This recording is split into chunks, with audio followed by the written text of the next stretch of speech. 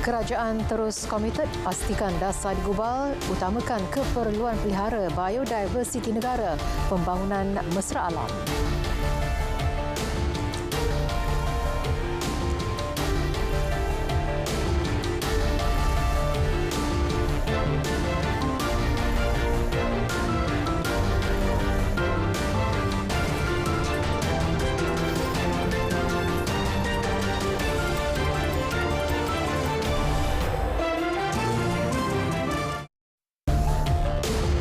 Assalamualaikum dan salam keluarga Malaysia. Berita tengah malam ini bersama saya Nur Alis, Aidil Akbar. Saudara, kerajaan akan terus komited dalam memastikan dasar yang digubal mengutamakan keperluan untuk memelihara kekayaan biodiversiti negara.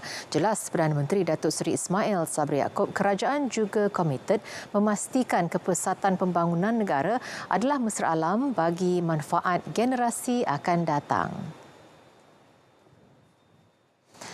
Mengambil contoh impak penyertaan di Expo 2020 Dubai, Perdana Menteri berkata ia akan menyumbang kepada pemulihan ekonomi dan pembentukan negara pada masa hadapan menerusi kerjasama perdagangan yang diperoleh. Ini termasuk rumah pintar hijau, penggunaan kecerdasan buatan AI dalam pertanian, tenaga bersih dan banyak lagi penyelesaian masa depan. Melalui pendekatan whole of government telah menjadikan Pavilion Malaysia satu platform yang berkesan bagi perkongsian idea serta berjaya mengetengahkan potensi negara untuk menerajui agenda kelestarian global. Perdana Menteri berucap pada Majlis Apresiasi Pavilion Malaysia Expo 2020 Dubai di Ibu Negara.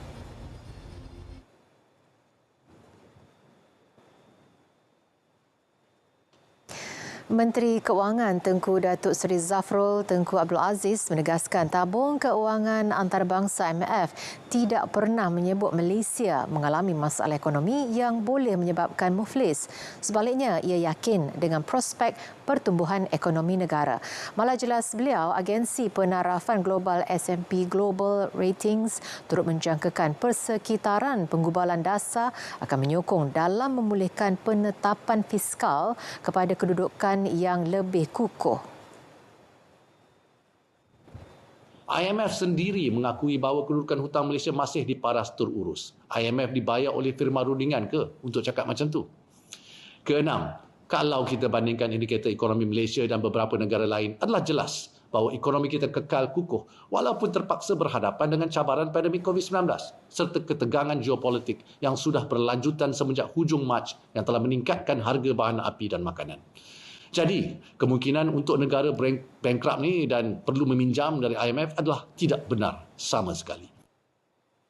Tengku Datuk Seri Zafrul mengulas dakwaan Malaysia memerlukan bantuan keuangan IMF serta berdepan risiko untuk muflis menerusi paparan video di akaun Instagram beliau.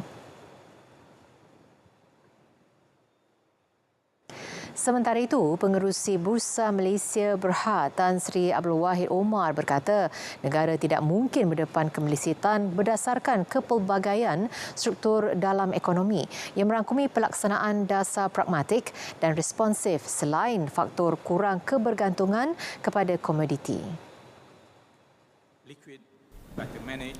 Jelasnya, berdasarkan data tahun lalu, sektor pertanian dan perlumbungan menyumbang 14% kepada keluaran dalam negara kasar KDNK negara, manakala sektor perkhidmatan menyumbang 57% dan pembuatan 24.3%. The diversity of our trading partners, where we are not overly dependent on any particular country or market, would add to our economic resilience.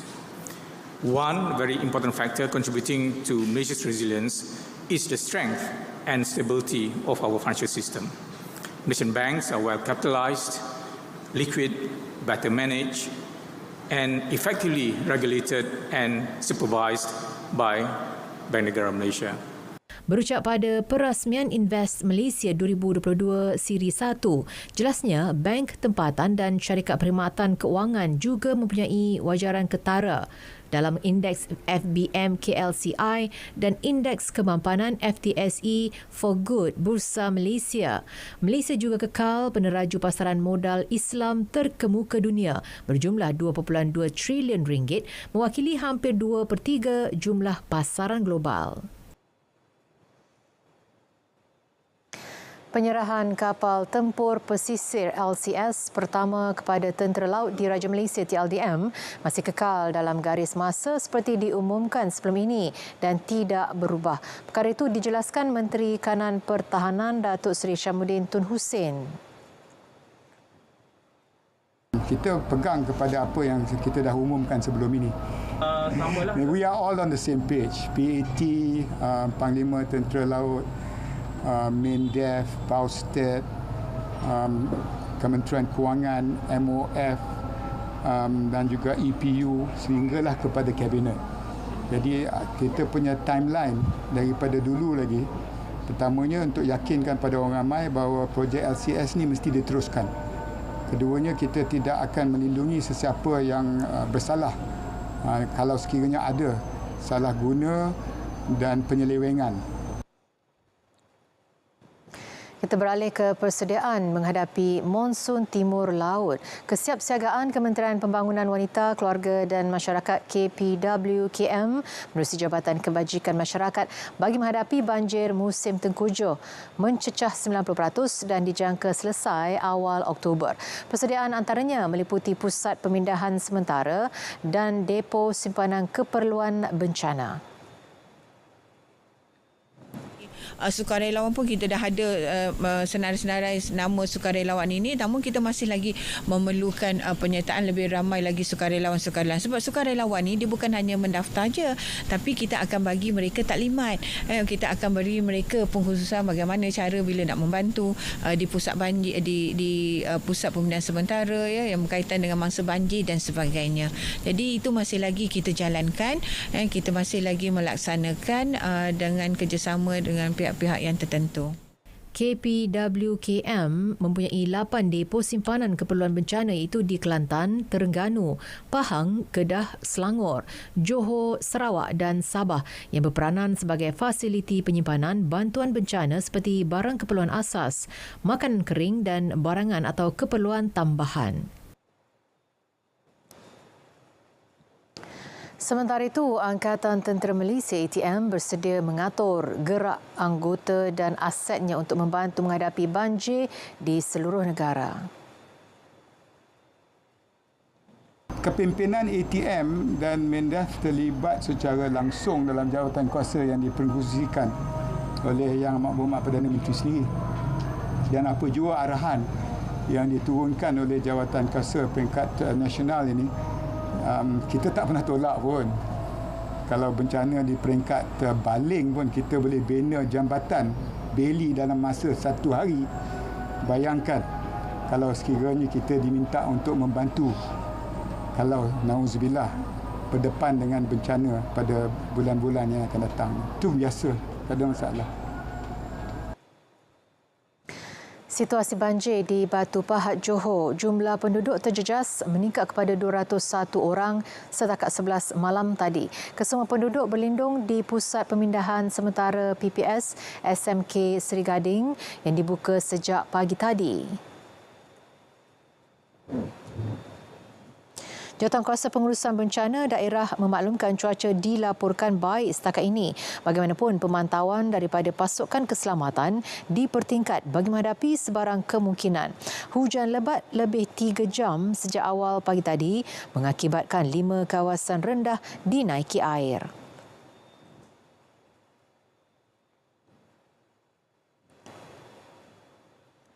Sementara itu, banjir di Miri, Sarawak pula menyaksikan 24 kawasan terjejas setakat petang tadi. Sekolah yang terjejas pula kekal 19 buah sekolah.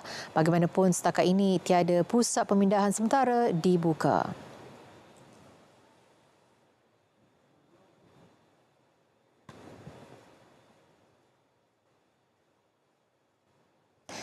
Seperti biasa setiap Rabu, kita ikuti harga runcit petrol dan diesel mingguan berkuat kuasa tengah malam ini hingga 21 September.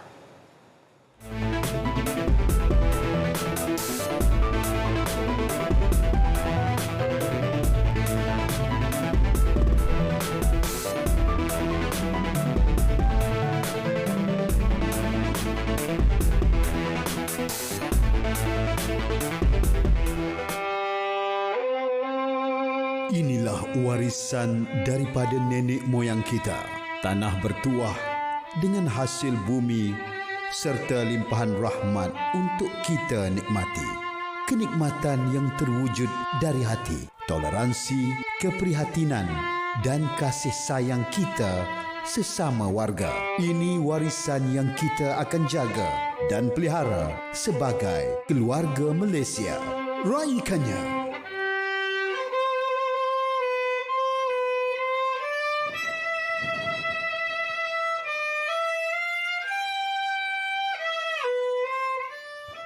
Masih setia bersama Berita Tengah Malam. 8 juta ringgit diperuntuk untuk selenggara dan tambah baik segera fasiliti sekolah di kem Angkatan Tentera Malaysia ATM di seluruh negara.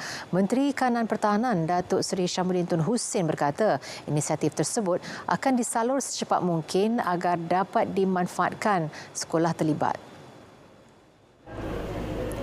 Kementerian Pertahanan turut merancang untuk memanjangkan inisiatif studio pengajaran dan pembelajaran di rumah dan kelas abad ke-21 seperti yang ada di Sekolah Kebangsaan Kementah ke sekolah-sekolah dalam kem ATM di seluruh negara. Sebagai mantan Menteri Pelajaran, kembalinya ke bangku sekolah dengan murid-murid kita dan kelebihannya merupakan anak anggota dan warga MINDEF dan ATM membawa erti dan maknanya yang tersendiri. Saya harap bahawa apa yang kita nak lakukan berterusan dengan peruntukan yang saya sediakan. Tak boleh dinilaikan apa yang kita lakukan ini dengan wang ringgit, dengan bangunan, dengan material semata-mata. Jadi saya mengambil kesempatan ini untuk mengucapkan tahniah dan syabas dan terima kasih kepada tenaga pengajar yang ada di sekolah-sekolah kita, dan saya harap mereka teruskan apa yang mereka pikul sebagai satu tanggungjawab dan juga melihatnya sebagai satu amanah. Beliau bercakap pada sidang media selepas mengadakan lawatan ke Sekolah Kebangsaan Kem Kementah serta Rumah Keluarga Malaysia Angkatan Tentera RKMAT di Kem Kementah. Datuk Seri Syamsuddin turut memberitahu peruntukan RM1 juta telah diluluskan bagi tujuan selenggara segera di RKMAT, di THO dan Jalan Yutan. ATM akan menambah pos kawalan keselamatan di sempadan Sabah dan Sarawak dengan Indonesia. Susulan negara itu bakal menjadikan Kalimantan sebagai ibu negara baharu.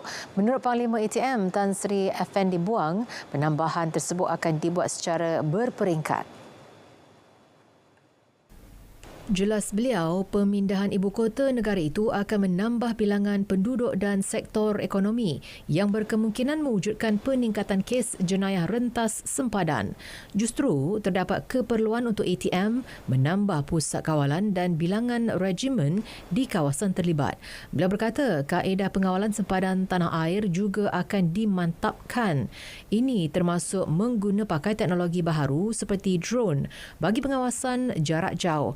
Kerjasama strategik turut dilaksana bersama Tentera Nasional Indonesia TNI. Indonesia dijangka memindahkan ibu negaranya dari Jakarta ke Kalimantan pada awal 2024. Kementerian Luar Negeri Wisma Putra perlu memperkasa kemampuan diplomatiknya. Menurut menterinya Datuk Seri Saifuddin Abdullah, justru salah satu pendekatan dilaksana mewujudkan 6 kumpulan pakar bidang yang juga berperanan menasihati kerajaan dengan lebih berkesan. Bidang terlibat perubahan iklim, teknologi artikultur antarabangsa, maritim, penghakupayaan wanita dan pelucutan senjata. Jelasnya, ketua-ketua perwakilan Malaysia juga diharapkan menjadi pakar bidang tentang negara dan rantau tempat mereka berkhidmat. Satu kekuatan di Kementerian Luar ialah institutional memory.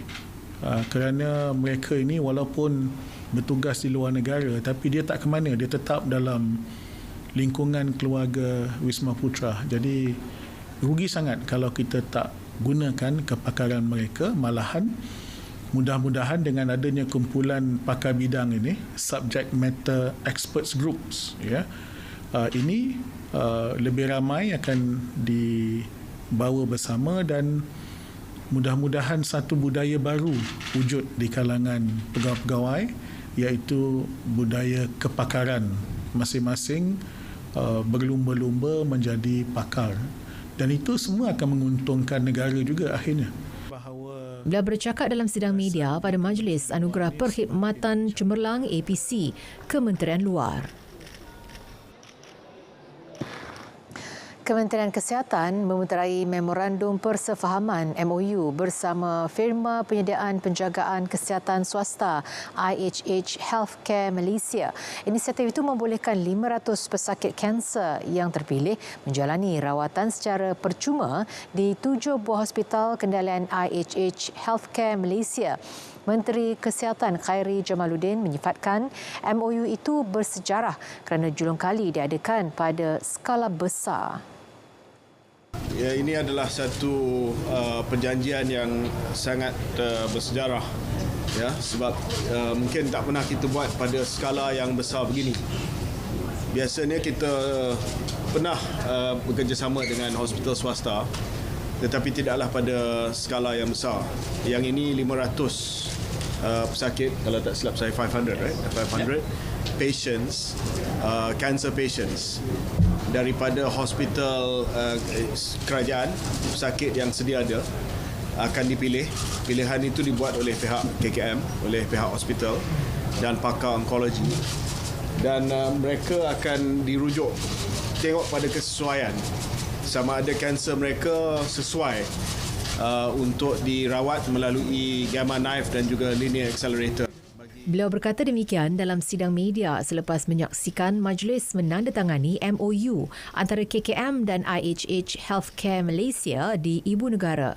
Konsep kerjasama di antara swasta dan kerajaan itu juga boleh diketengahkan sebagai langkah menyumber luar perkhidmatan KKM.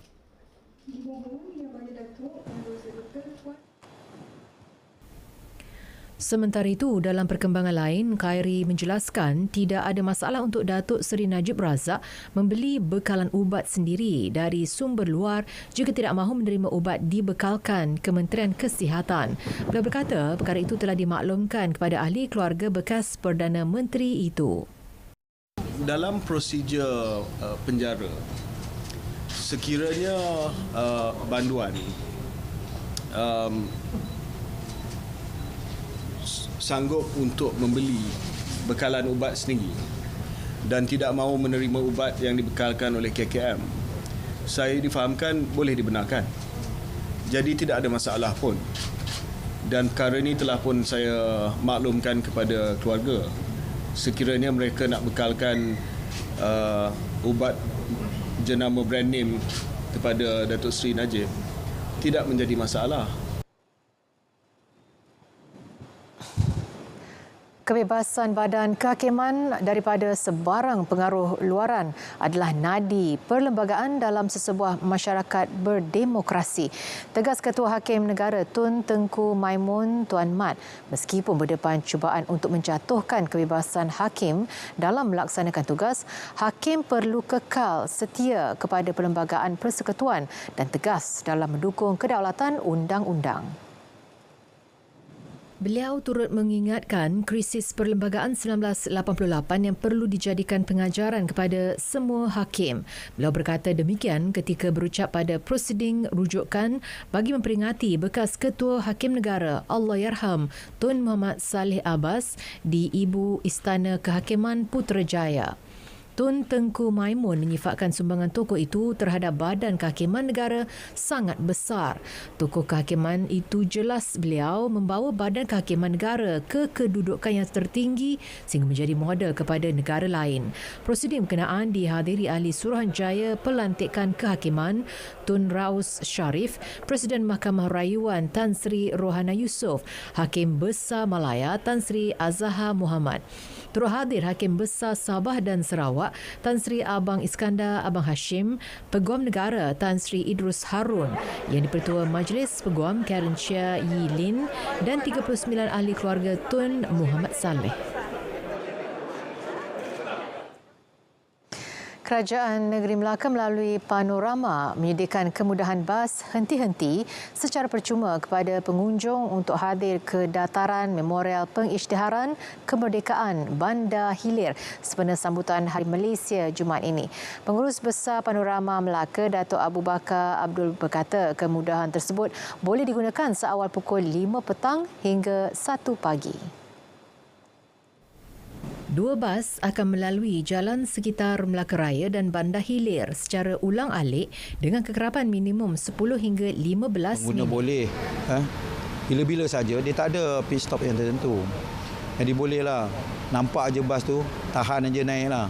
Betul lah, kawasan tu untuk memudahkan aja pengguna-pengguna ni atau pengunjung-pengunjung bergerak daripada tempat parking. Selain memudahkan pengunjung, penyediaan bas ulang-alik itu membantu mengurangkan kesesakan lalu lintas di kawasan Bandar Hilir.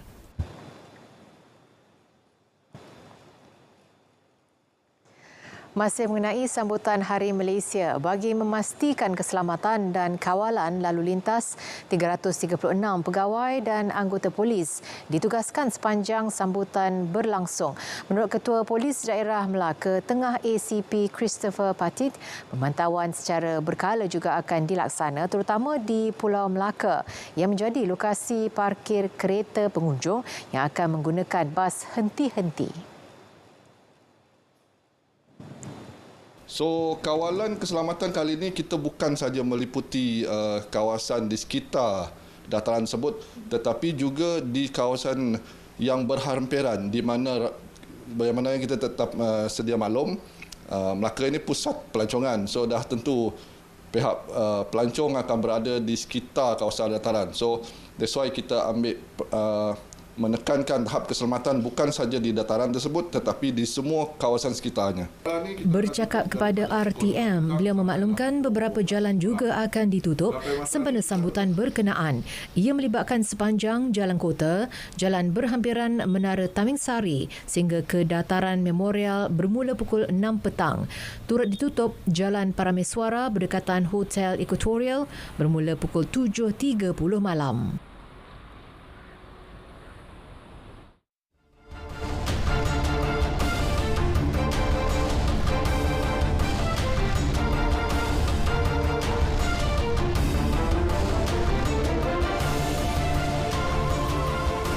Sukan kita mulakan dengan Sukan Malaysia Sukma ke-20. Kontingen Melaka menjadikan hari pertama Sukan Wushu sebagai lubuk emas apabila memenangi 5 kilauan pingat berkenaan dengan 2 daripadanya diperolehi pada sebelah petang. Pencapaian itu menyaksikan mereka mendahului carta kutipan pingat Tamasya Dwi tahunan berkenaan. Dalam acara yang berlangsung sebelah petang, atlet Melaka Ang Chee Yu berjaya memikat juri untuk membawa pulang emas acara Jiangsu lelaki. Chee Yu menjuarainya dengan 9.65 mata keseluruhan sekaligus menambah koleksi pingat keempat Melaka. Wakil mereka dalam acara wanita Jiangsu, Tammy Tan Hui Ling, pula menghadiahkan pingat emas yang kelima selepas merekodkan 9.63 mata dalam acara berkenaan. Saya sangat berpuas hati dengan performance saya sebab saya pun tak expect saya akan dapat medal ni.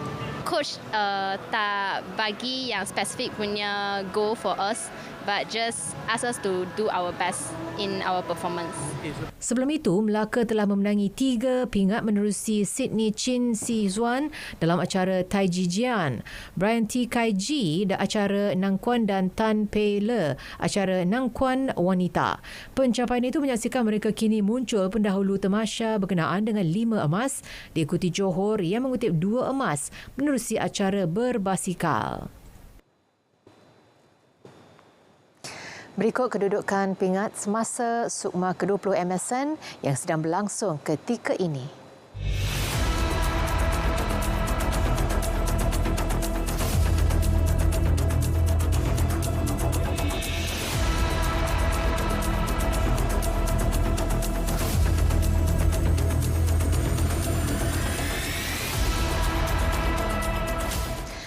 Pemilik kelab hoki Hockademy, Datuk Seri Megat Syarima Zarudin mempersoalkan tindakan Konfederasi Hoki Malaysia MHC yang masih gagal memberi alasan kukuh terhadap keputusan mereka menggantung kelabnya yang kini telah memasuki tempoh selama 18 bulan.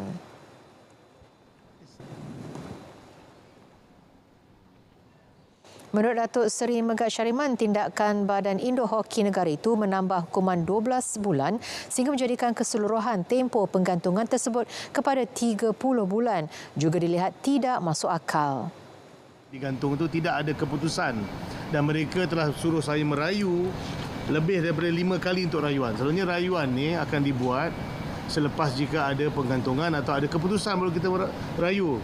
Dan pada 21 Januari pun dia menghantarkan satu lagi surat menggantung saya 12 bulan kerana buat video video conferencing call.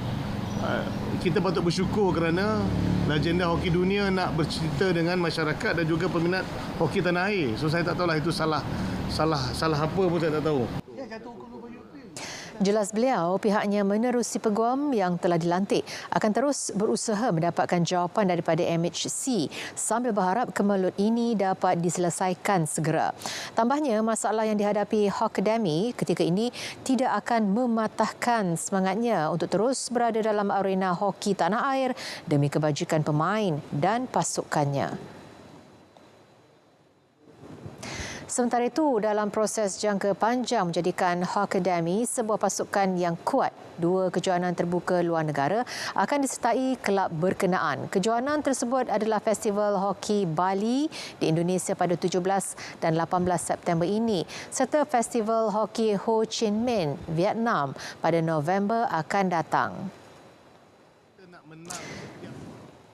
Pemiliknya, Datuk Seri Megat Syarima Zarudin berkata selain menjadi platform pemilihan pemain bagi saingan Liga Hoki Malaysia, ia juga dilihat pendedahan yang baik untuk membentuk sebuah pasukan yang kuat serta memiliki nilai komersial.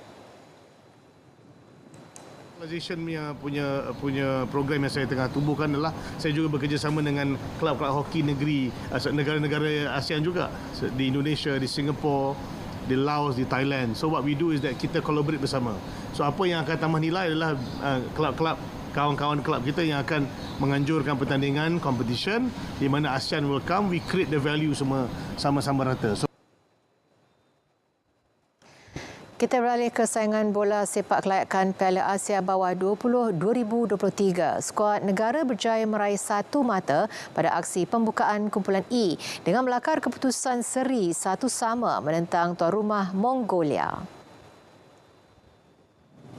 Beraksi di Stadium MFF Ulaanbaatar, skuad kendalian Hassan Sazali Waras pada mulanya ketinggalan 0-1 pada minit ke-24 selepas Mongolia dihadiahkan sepakan penalti. Ia berpunca selepas bola terkena tangan Faiz Amir dalam kotak penalti skuad negara. Bagaimanapun, Malaysia berjaya menyamakan kedudukan 1-1 di babak kedua. Gol tersebut berpunca daripada gerakan dan umpanan Najmuddin Akmal yang berjaya disudahkan dengan rembatan leret Alif Izwan Yuslan pada minit ke-54. Keputusan itu menyaksikan Malaysia kini berada di tangga kedua di belakang Korea Selatan yang merekodkan kemenangan ke atas Sri Lanka. Berita tengah malam berakhir di sini. Dapatkan perkembangan sahih sepanjang masa melalui portal berita RTM di berita.rtm.gov.my. Terus kibarkan Jalur Gemilang. Saya Nur Alis mengucapkan salam keluarga Malaysia dan selamat malam.